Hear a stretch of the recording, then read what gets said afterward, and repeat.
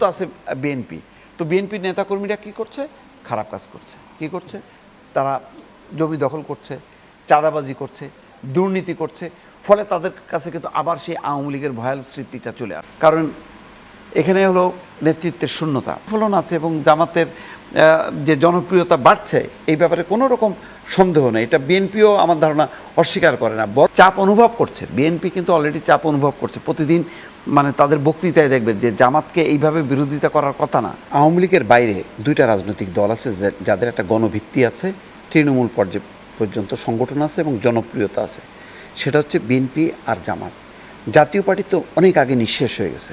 ফলে আওয়ামী লীগের দুর্ভাগ্য যে জাতীয় পার্টিকে নিয়ে জমাইতে পারেনি, সেই জন্য তারা আমিডামি করছে। মানে একই দল অনেকগুলো প্রার্থী দিয়ে তারা এটা জমানোর চেষ্টা করছে, সেটাও ফেল করছে। এই ক্ষেত্রে কিন্তু সেটা হবে না।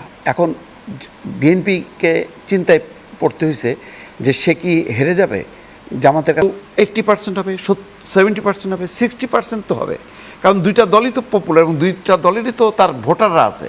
সেই তাদের ভোটারদেরকে যদি তারা কেন্দ্রে নিয়ে আসতে পারে তাহলে কম্পিটিশন হবে। অলরেডি চাপ অনুভব করছে বিএনপি, কিন্তু অলরেডি চাপ অনুভব করছে প্রতিদিন, মানে তাদের বক্তৃতায় দেখবেন যে জামাতকে এইভাবে বিরোধিতা করার কথা না, কিন্তু করছে এই কারণে তারা আস্তে আস্তে নাকের ডগায় চলে। তাহলে জাতীয় পর্যায়েও তার একটা প্রতিফলন আছে এবং জামাতের যে জনপ্রিয়তা বাড়ছে এই ব্যাপারে কোনো রকম সন্দেহ নেই। এটা বিএনপিও আমার ধারণা অস্বীকার করে না, বরং বিএনপি সেই অবস্থান থেকে নিচে নামছে। কিন্তু আমি এটা বলবো না যে এইরকম কমছে যে সেটা জামাতের কাছে ধরাশায়ী হবে।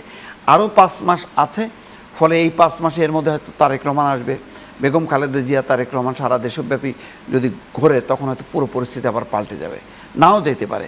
কিন্তু এটা সত্য, ওই 14, 18, 24 এইসব নির্বাচনের থেকেও প্রতিদ্বন্দ্বিতাপূর্ণ হবে সামনের নির্বাচনটা, যদি আওয়ামী লীগ পার্টিসিপেট নাও করতে পারে।